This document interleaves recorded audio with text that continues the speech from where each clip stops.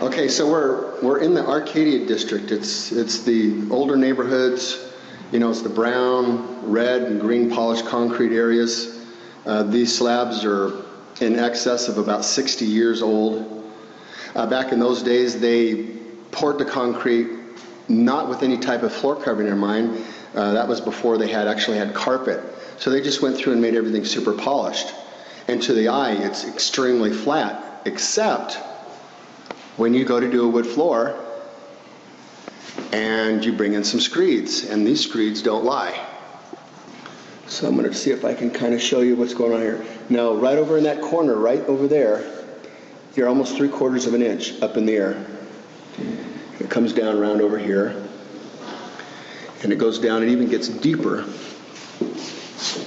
right going down towards this hallway, shooting down over there. This is an enormous belly right in through here. Here's some more stuff over here. And it comes back up in the air there.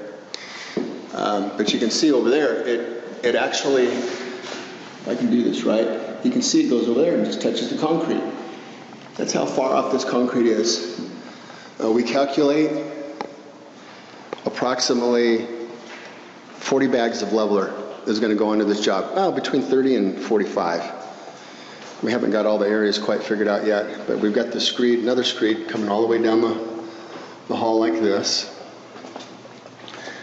And so you can see here, if I can get enough light here to do this, you know, that's about 3/8 of an inch roughly right here in this belly. So we're going to raise up this concrete about 3/8 of an inch, and after we lay the wood, then the ceramic is going to come back. We're not doing the ceramic, another company's doing that, and they're going to raise the ceramic up to the very top of the wood. But first we have to level and flatten these floors. Here's some more screeds that are shooting down into here. We've got a spot over here that still is high. We're going to be grinding right along and through here. But you can kind of see, you know, over there, the screed's up in the air there, and it comes down almost touches about right there. It's probably about 1/16 of an inch away. And then from there, it starts going back up in the air. It's about 1/4 of an inch over there at that point. So these floors are just full of wavy spots, highs and lows, and to your eye you can't tell. And that's what makes our system so unique, is that we can truly flatten floors to about 1/16 of an inch in 20 linear feet. There, right there, is a high spot that's still going to grind. That screed is still tilted a little bit up in the air, but you can still see it's in the air there.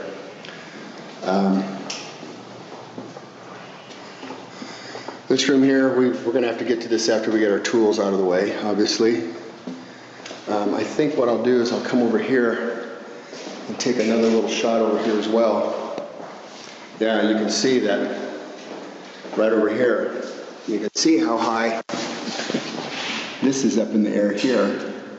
That is like 5/8 of an inch, maybe 11/16 right there at that point. It's all low, it's all big belly. Again, here is, I get to lay on my tummy doing this. See, here's the other stuff through here. We're all going to fill all this in, and when we get done, we're going to have what they call a super flat floor. Residentially speaking, there's no one as accurate as us with our system of flattening floors in a residential home.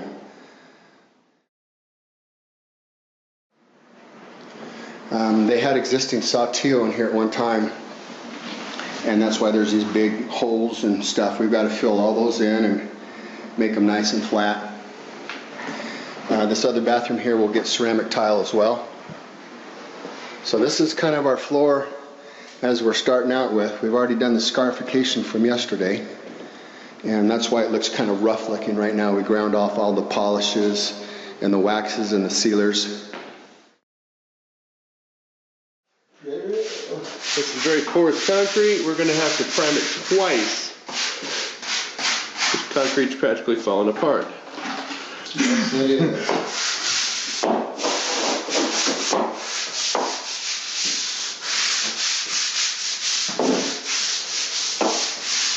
That's probably pretty good, Marty. Thank you.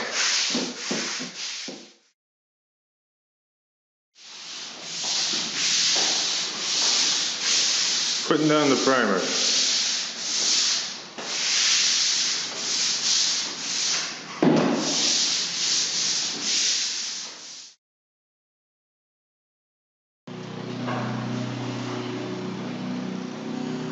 So Marty's just put down a first scratch coat right here. He actually scratches it into the surface with a trowel. That really ensures a super good bond. We've just applied 2 bags right there.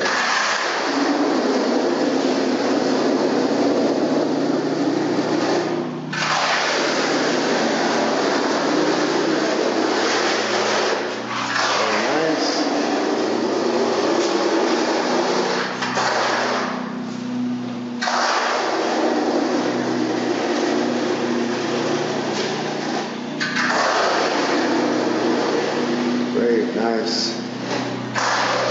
See how it starts to fill that up back in through there?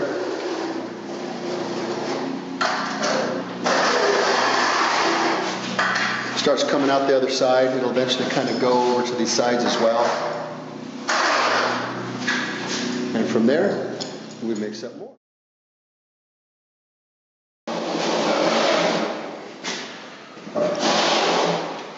So you can see coming out the other side, there's a pretty flat looking surface.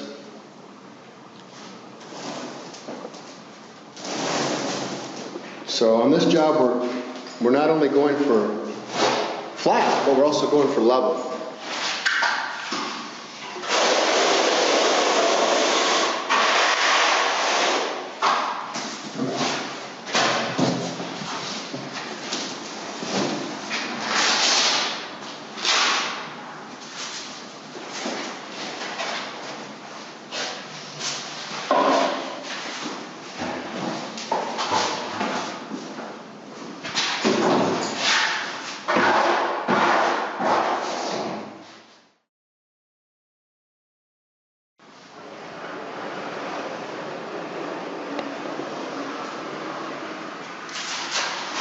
See how nice and flat it comes out on the other side? This is the exact most true way that you could ever possibly level an interior residential home without just randomly pumping in, an inch of leveler everywhere. This scientifically applies it exactly where it needs to be.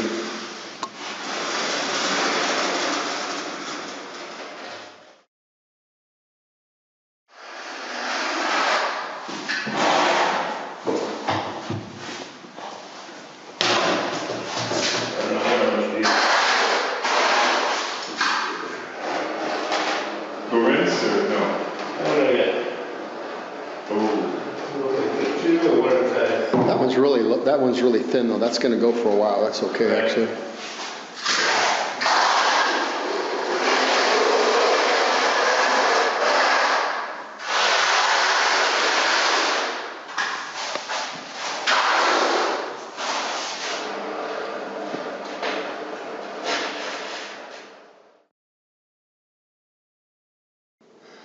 Okay, well this is the first area that we poured.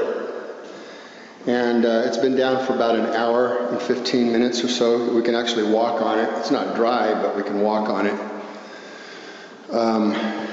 Our next series of screeds that we've got set up go down this hallway. And they're set up to where the bottom of this area right here corresponds to the flat part way out in here. Now remember, this part here has tapered off and fallen away. So this is not really where it's going to be. This is much too thin. The bottom of here is the true elevation right through here. And Now you'll see that we have these screeds set up through here and across over there. They're exactly at the grade. And to show that these all tie together, we've taken this 13/6er, laid right across the top, and they come across and they touch. Each of these screeds coming across, and of course, that's level right there. Now when we get ready to pour this, you're going to find that this area all in here is almost touching the bottom of the screeds, and then from here over this way it falls away, and then from here down this way it goes into a big gaping hole that's all through here. This hallway, it's very weird. It's roughly 3 foot wide, but the height difference at the bottom of the screed is much shorter than the side over here. That means that the concrete is actually sloping down at an angle like this in relation to the other side. You can kind of see it over here better. You can see the gap here. See the gap there? But look at compared to the other side over here. Can you tell that that's quite a bit higher over here? See over here? I can put my fingers in through it.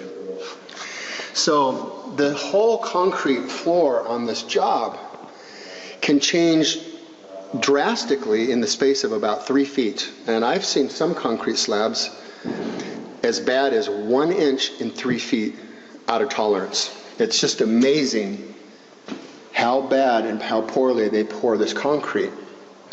So once this hallway is done, then we'll be able to tie into these hallway and then float out and level and do whatever we have to do in each of these individual rooms, right back in through here. It's kind of a technical thing in the way that we do this, but it is super exact. See, for example, over here again, you can see the spacing here is very small. It's maybe 3/16 of an inch, 1/4 inch, but you can see over here, boom, it falls away in a big old hole. So it changes roughly 1/2 of an inch in about 4 feet. Bad, that's really not good.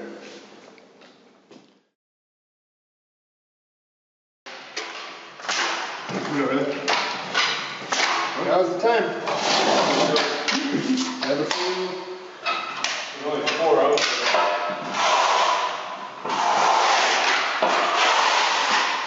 We need more than that.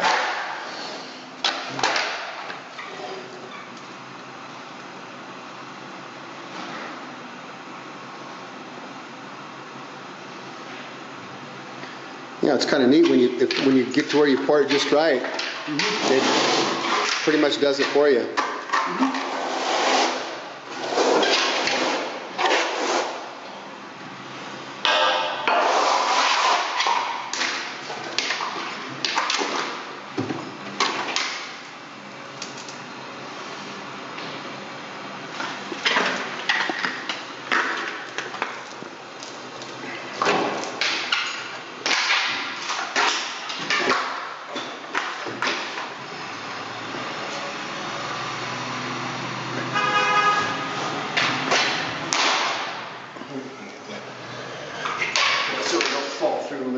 Right.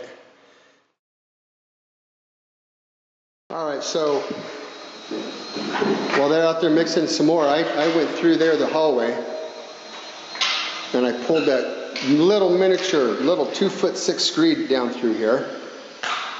And I know it looked like before it was perfectly where it needed to be, but it was actually a little bit high, and this screed right here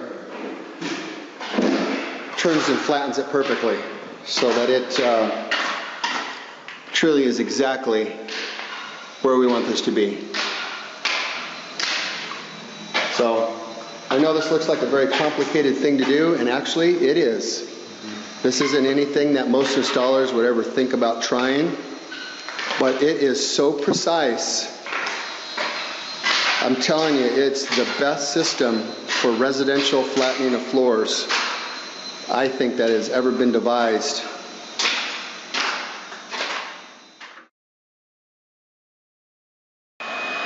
Well, you can see how it's starting to come together when we pull these screeds, how flat that it starts turning out. All comes down through there. It's all really nice, beautiful and flat. Later tomorrow, we'll be able to come over through here and fill in these edges right through here and make sure that they're nice and good. But the main goal is right now is to get the big areas done first, and then we deluxe the edges afterwards. I'm just curious how the primer is starting to dry down here. This was some really porous concrete. We did a couple different coats over this stuff here. It's just about dry right now.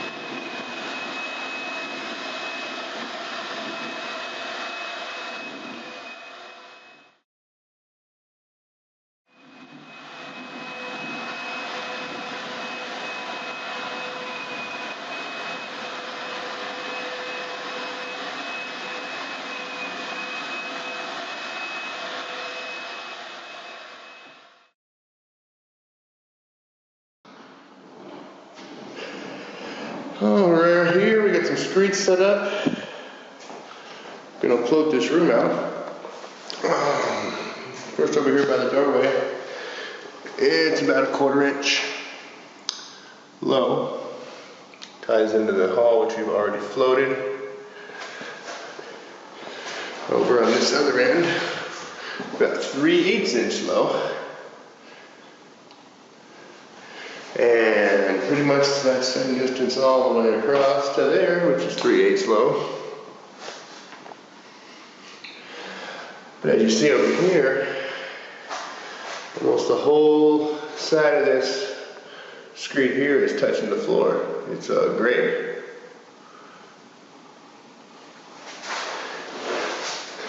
Out in the middle, it's just a little bit low right here. 16 to 1/8, and of course up over there to about 3/8.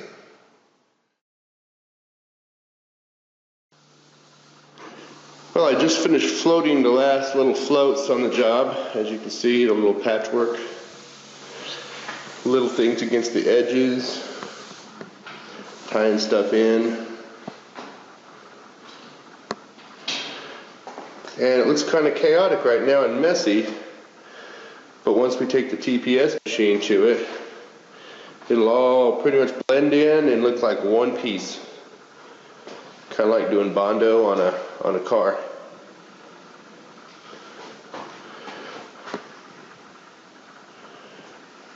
Some more patchwork over here.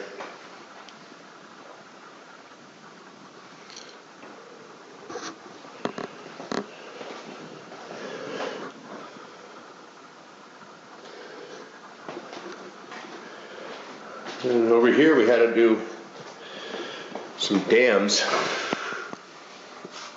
right here to stop it from flowing into this room.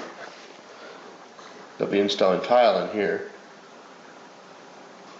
There's about 5/8 of an inch.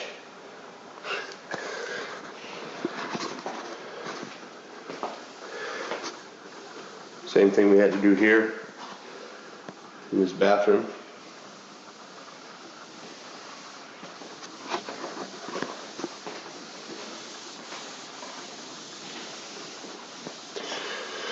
There's some more patchwork, filling little holes around edges, between floats.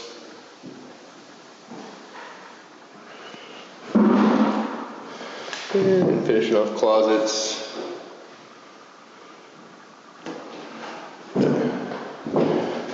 Once we take the TPS machine, it'll all blend together.